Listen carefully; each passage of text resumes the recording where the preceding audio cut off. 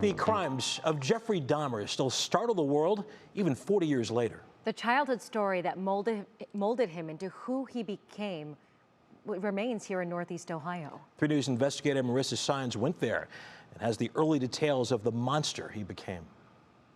To true crime lovers, he is fascinating. For many, his crimes are too gruesome to fathom.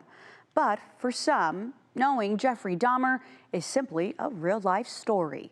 Through the lens of our video, seen for the first time in over 30 years, we share with you the Dahmer we know.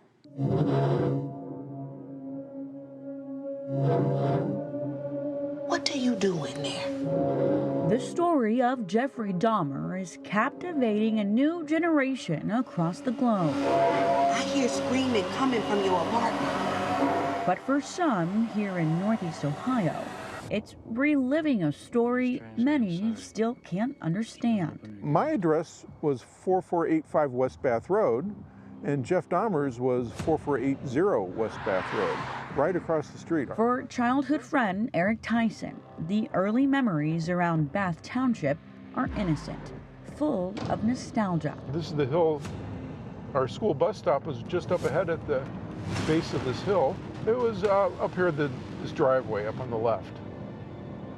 That's where our old school bus was. On our left is Jeff Dahmer's house. My house is right across the street. That's my old house. It looks a lot different. Tyson says he and Dahmer, just 3 years apart, spent many of their young years together, hiking and biking, until each took vastly different paths. He had quite a collection of skeletons, and he was interested in that. Nothing I particularly was interested in, but to each their own. By high school, they drift apart. Dahmer played tennis.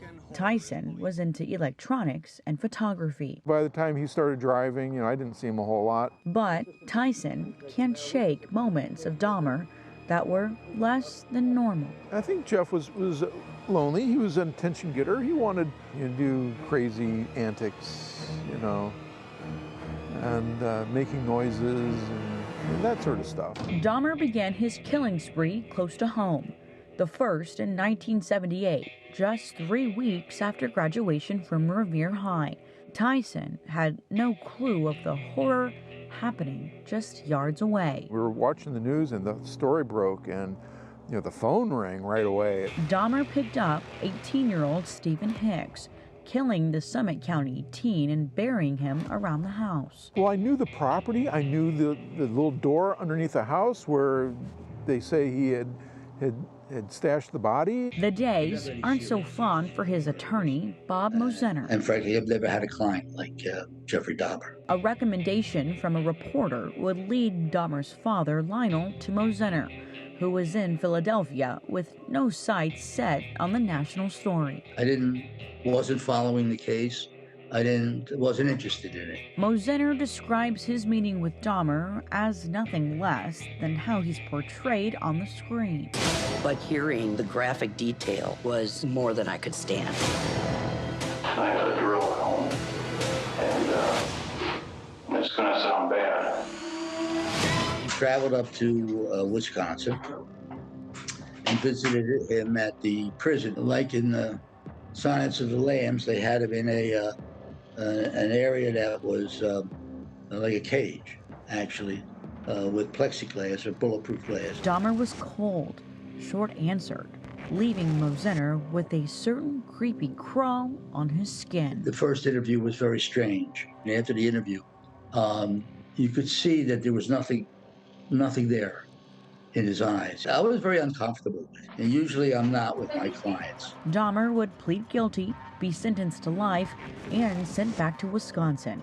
It would be the last time the two would ever talk. I told Jeffrey's father after the sentencing that I predicted he would not live 2 years in prison, that they would kill him in prison. This guy was a monster. I don't know how else to describe him. There's the house. It looks the same, a little different color right now. While Tyson and Mosener have left it all behind, others seemingly can't let the story of Jeffrey Dahmer die. Everyone's just sort of, the story won't go away. Marissa Sines, 3 News. Now, 3 News did reach out to Dahmer's father, Lionel, and the Hicks family, all of whom did not accept our request for comment. If you'd like to dig a little deeper into the Dahmer case, we have more on our website, WKYC.com, and of course, our streaming app as well.